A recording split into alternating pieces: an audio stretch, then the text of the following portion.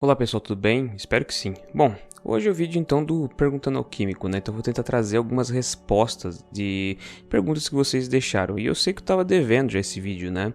Já fazia um tempo que eu havia prometido que conforme eu defendesse, né, a gente viria com essas respostas, né, de perguntas que vocês deixam ao longo do tempo aqui para mim, né? Bom, eu espero conseguir responder, né? Hoje a gente tem 3 perguntas, né? E assim, uma pergunta é bastante interessante em relação ao desenvolvimento da tecnologia no Brasil, né?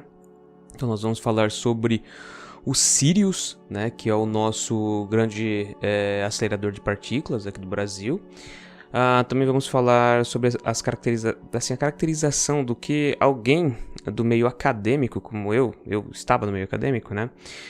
O que eu acho em relação ao desmanche da educação no Brasil, da pesquisa, a desvalorização, a falta de investimento, né? E também eu vou falar depois o que eu penso em fazer no futuro após me sagrar doutor, né? Então, vamos lá, vamos começar então pela primeira pergunta, né? A primeira pergunta é referente ao nosso Sirius, né? E basicamente a pergunta é, né, sobre o acelerador de partículas brasileiro, né? Bom, o acelerador de partículas brasileiro se encontra na cidade de Campinas.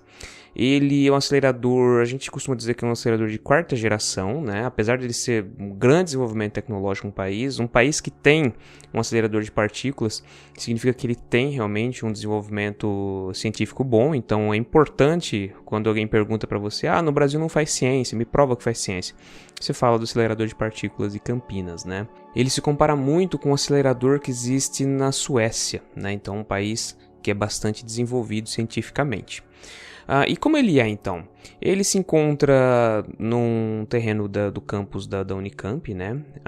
E ele tem 518 metros de perímetro, né? Então a circunferência dele é de 518 metros, né? De meio quilômetro.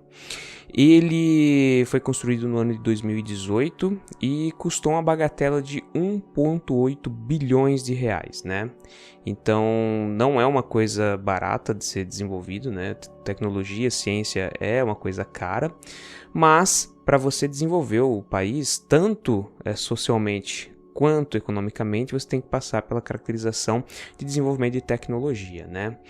E aí a questão é, para que serve essa tecnologia, né? Para que serve, então? Ela serve para a gente estudar o quê? Estudar as partículas, né? Basicamente os átomos, né? E aí vem a grande questão, né? Eu vou investir 1,8 bilhões de reais para estudar uma coisa tão minúscula quanto o átomo? E a resposta é sim, isso é muito importante, né? Porque, na realidade, não é somente o átomo que a gente estuda ali, a gente estuda materiais, né? E os materiais são compostos de átomos, né? E não somente de átomos, de outras partículas, como, por exemplo, os elétrons, né? E o nosso... no caso, o nosso acelerador de partículas, que ele é do tipo síncroton, né? Ele chama Sirius porque ele é uma homenagem à estrela mais brilhante da noite, né? E ele tem uma função bastante interessante que é um caminho único, né? Então ele acelera uma partícula muito específica, que é um férmion, né? No caso é um elétron. Ele acelera ela e ela faz o percurso ao redor do anel, né? Então a gente tem um grande anel lá para exemplificar o síncroton, né? Então quando você vai falar do síncroton, você lembra de uma grande rosquinha, para pensar, né? Então essas partículas elas giram ali, né? E você pode então fazer o quê? Você pode fazer algumas análises específicas de como a partícula se comporta. Obviamente, quando você cria um feixe de elétrons, o que acontece? A tendência é que ele se desloque em linha reta, né? Só que para ele fazer as curvas, né, o que acontece? São acionados grandes ímãs, né? Vocês já assistiram O Exterminador do Futuro? Agora eu não lembro qual deles que é, mas existe um momento em que o caçador que vem do futuro, né, tá correndo atrás dos heróis, né? E eles entram dentro de um acelerador de partículas e naquele momento, então, ele é acionado e o robô lá, né? Ele tem até um formato mais semelhante a um mercúrio, né? Um metal líquido. Ele começa a grudar no material. E por que isso? Porque dentro de um acelerador de partículas, para fazer com que os elétrons, né? No caso do tipo síncroton, né? Que é o que tem em Campinas, para fazer com que eles façam as curvas, né, são acionados poderosos ímãs, né? Esses ímãs, obviamente, eles têm campos eletromagnéticos que fazem com que essas partículas consigam fazer as curvas, né? E o mais interessante é que quando ela faz a curva, né, ela tem que se comportar de outra forma, né? Então ela deixa de se comportar como partícula e começa a se comportar como um fóton. Então ele libera uma forte luz, né? Essa é chamada da luz síncroton. E quando você faz a análise dessa luz, né, desse feixe de luz, o que você descobre? Você descobre que ela é formada por vários espectros. Assim como é a luz visível, né? Quando nós decompomos a luz visível, a gente encontra 7 cores, né? Que são representadas 7 cores do arco-íris. Isso é chamado de espectro visível. No caso da luz síncroton, além do espectro visível, que junta todas elas, né? Por isso que é uma luz branca muito forte, você também consegue fazer uma análise bastante interessante de infravermelho, né? Que é relacionado com calor, ultravioleta, que ultrapassa o branco, né? E também você consegue fazer uma análise de raio-x, né? Então você tem liberação de raio-x ali, né?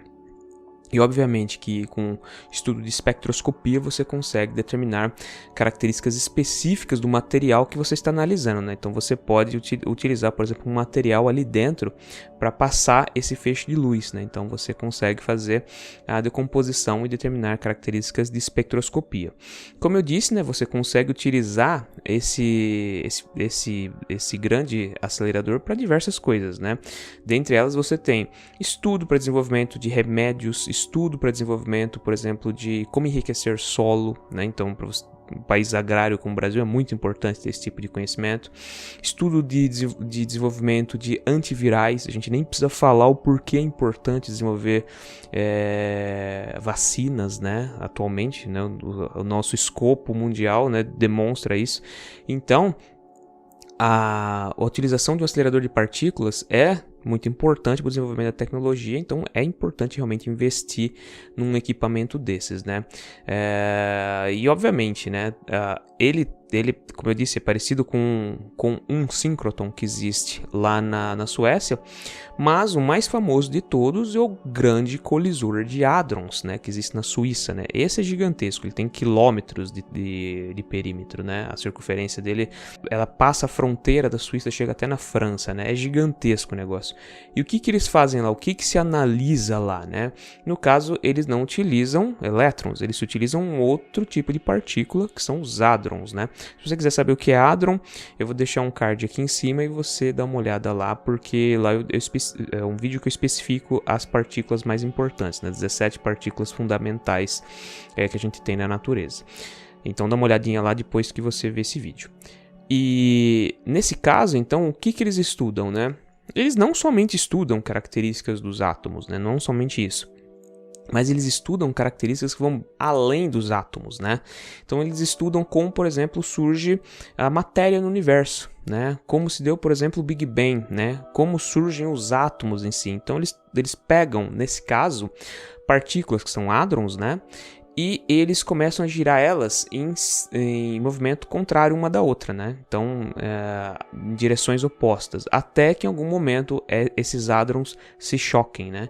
E eles querem estudar, então, dessa forma, o quê? Uma outra partícula que por muito tempo foi considerada teórica, que é o bóson de Higgs, né? Que seria a partícula fundamental para dar origem a toda a matéria, né? Então, é basicamente um estudo muito importante, porque a gente consegue, então, entender qual que é a partícula fundamental. Entendendo a partícula fundamental, a gente consegue entender mais profundamente as outras partículas, depois os átomos e entender melhor a matéria, né? E entendendo melhor a matéria, a gente consegue então desenvolver, por exemplo, novos remédios, novos materiais, né? Novas proteínas, né? Coisas sintéticas que ainda não existem, né? Então a gente consegue fazer esses estudos mais avançados. Por isso que é tão importante o estudo, o desenvolvimento de tecnologia em torno de um acelerador de partículas, né?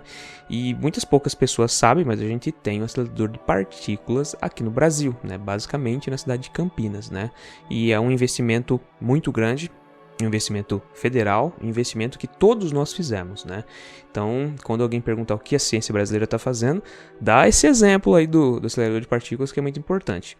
Mas falando de ciência brasileira, né, já entrando na segunda pergunta, talvez uma das perguntas que nenhum pesquisador gostaria de respondê-la, né? Mas é sobre o desmanche, né, que está acontecendo. E me perguntou o que eu achava, né? E obviamente minha resposta é a esperada, né? Eu acho ridículo isso, né? É um descaso com as pessoas, né? E isso que está sendo desenvolvido, esse processo, né? Ele não é de agora.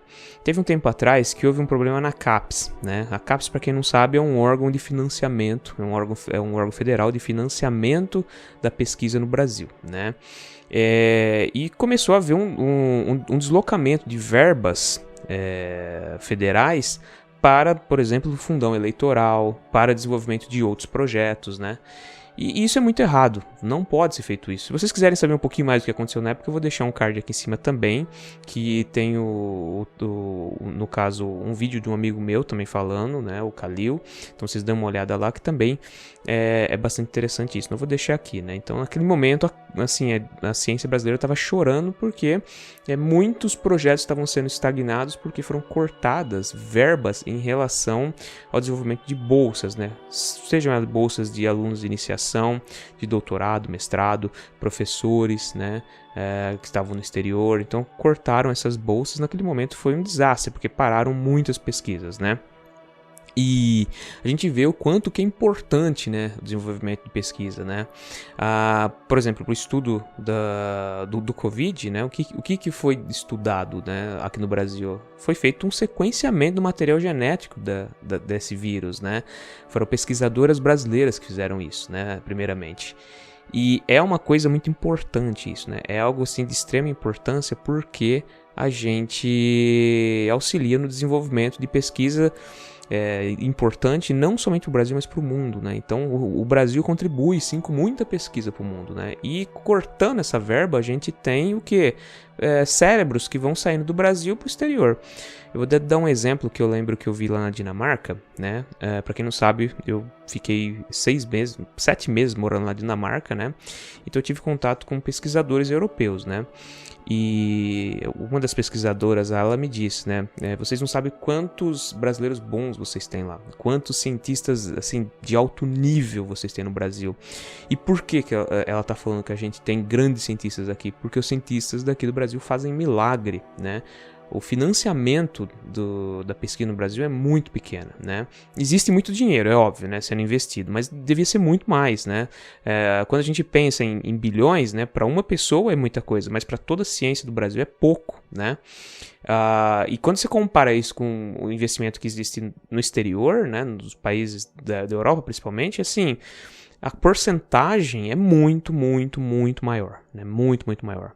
Hoje, para vocês terem uma ideia, grande parte do que se investe é para pagar salário de professor, né? E o professor, ele precisa, hoje é professor e pesquisador no Brasil, né? Então as universidades, todos os pesquisadores são professores também. Então todo o dinheiro que se tem, grande parte, né, de verbas, né, é para pagar salário.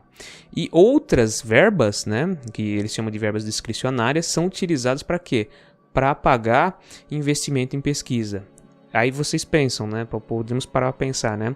Se grande parte é pagar salário e aquela mínima para fazer pesquisa, realmente esses caras, né? Esses pesquisadores, eles têm que se virar nos 30, né? E aí no caso, então, infelizmente, a nossa pesquisa acaba sendo muito prejudicada. E mesmo assim, há grande desenvolvimento, há muitos artigos sendo publicados em revistas internacionais, né? Então a gente para pra pensar e fala, é o que lá na Dinamarca eles estavam falando, né? Os cientistas brasileiros, eles estão fazendo milagre, né? Para produzir ciência de boa qualidade, né?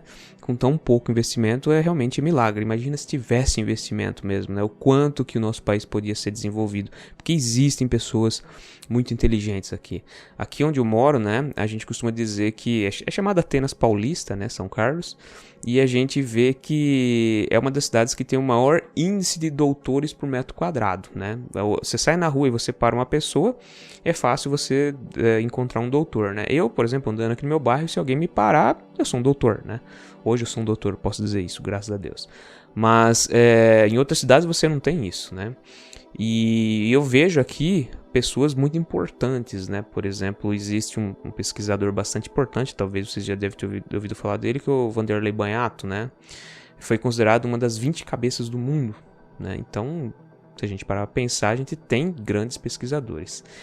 E aí que a gente vê que esse desmanche, né, que está ocorrendo hoje, por exemplo, a CAPES, né, várias pessoas pediram demissão lá, né, questão acho que de semana passada ou retrasada, né, a gente está em dezembro de 2021, uma grande quantidade de pessoas pediram demissão porque eles dizem que não tem condição de fazer as análises lá dentro de como está sendo feita a pesquisa no Brasil, porque não tem investimento, muitos dados se perderam. Então a gente está num momento muito crítico da ciência no Brasil. Infelizmente é um desmanche que está acontecendo, né? Não é só, a gente não pode apontar para um governo e dizer, esse governo está fazendo. Não, é um desmanche que já vem acontecendo há muito tempo, né? Parece que as pessoas estão mais preocupadas em manter um deputado do que um cientista, né? E é uma responsabilidade nossa no próximo ano, né, que vai ter as eleições, a gente olhar para aquelas pessoas que estão comprometidas realmente com o desenvolvimento de tecnologia e ciência no Brasil. E educação, obviamente, né? Educação é um mote que as pessoas usam muito, viu? Eu vou desenvolver a educação, mas quando você chega na pessoa e pergunta o que é educação, ele vai falar escola. Educação não é só escola. Educação vai muito além disso, né? Educação se vincula também ao desenvolvimento de tecnologia. E acontece que isso daí acaba sendo bem relegado no Brasil. É mais importante, por exemplo, você manter um partido funcionando, né, do que realmente você pensar em ideias para o desenvolvimento de ciência, tecnologia e educação. Então, basicamente, é isso que eu imagino, né? A gente, aqui no Brasil, tem que caminhar muito socialmente ainda para conseguir entender que fazer política é menos importante do que fazer ciência. Basicamente isso, né? Talvez exista também um pequeno erro acadêmico, né? Que é poucas pessoas, poucos cientistas se candidatarem à discussão política. Talvez o nosso maior problema seja esse, né? Talvez mais cientistas deviam se candidatar à posição política. Quem sabe isso mude no futuro, né? Mas por enquanto o caminho, o horizonte está sendo muito nebuloso, né? E já entrando então na outra pergunta, o que eu vou fazer depois do doutorado? E a resposta é, ainda não sei, né? Como eu disse, a gente está num momento muito nebuloso da ciência no Brasil. Não existem grandes concursos, todos os concursos que estão sendo abertos são para professores substitutos, na grande maioria, né? Esses dias teve um concurso para professor no Instituto Federal do Ceará e para a área de Química teve mais de 1.300 pessoas inscritas, né? Então, isso para uma ou duas vagas, né? Então, quando você olha isso, você vê que, tipo, tá muito ruim o horizonte, né? E aí você vê, por exemplo, pós-doc, né? Eu poderia tentar fazer um pós-doc, mas só que tá muito escassas bolsas, né? Não tem como você fazer um pós-doc sem bolsa. Outro problema, né? Quando a gente pensa, por exemplo, eu vou dar aula então, né? Também está muito difícil, está ficando muito concorrido. Tem muita gente formada, ou pessoas que têm bacharel e que fazem o quê? Fazem uma complementação pedagógica. E isso já faz com que elas acreditem que elas podem dar aula. Então, é um processo que está muito complicado, né? Hoje existem muitos formados no Brasil que estão desempregados. E eu realmente não sei o que vai acontecer, né? Gostaria, por exemplo, que um canal de ciências conseguisse se desenvolver, né? Até peço para vocês, se for possível, dê like nesse vídeo, compartilhe ele, né? E se inscreva no canal se você não for inscrito, clique lá no sininho para você receber novas notificações e mande esse vídeo para frente, né, que talvez possa inspirar outras pessoas também. Mas se pudesse, eu gostaria de viver, por exemplo, do canal, né, de ciências. Mas é muito difícil, né? As pessoas aqui no Brasil não são incentivadas a gostar de ciências, então é muito poucas pessoas que se interessam, né? Muitas poucas empresas também têm interesse em investir em ciência, né? Então é muito difícil e eu vou ter que procurar, então, ou dar aula online, né? Que eu preciso criar uma clientela para isso, ou eu vou tentar concurso, né, se aparecer. Então, por exemplo, eu estou existe um negócio chamado Banco de Talentos do Estado de São Paulo. Você se inscreve lá quando tem chamadas, né? Então, eu me inscrevi lá, estou esperando ser chamado para uma vaga de professor temporário, né? É um ano só, no ensino médio das escolas estaduais. Talvez tentar escrever um projeto para pós-doc. E quem sabe, concurso, né? Hoje era para eu estar em Curitiba, para vocês terem uma ideia, fazendo uma inscrição para um concurso, mas o concurso foi adiado. Então a gente está numa situação que eu realmente não sei o que eu vou fazer, né? É uma coisa muito nebulosa, né? Então, infelizmente, não é porque você defendeu o doutorado que você tem emprego, né? Até mesmo na área da educação está difícil.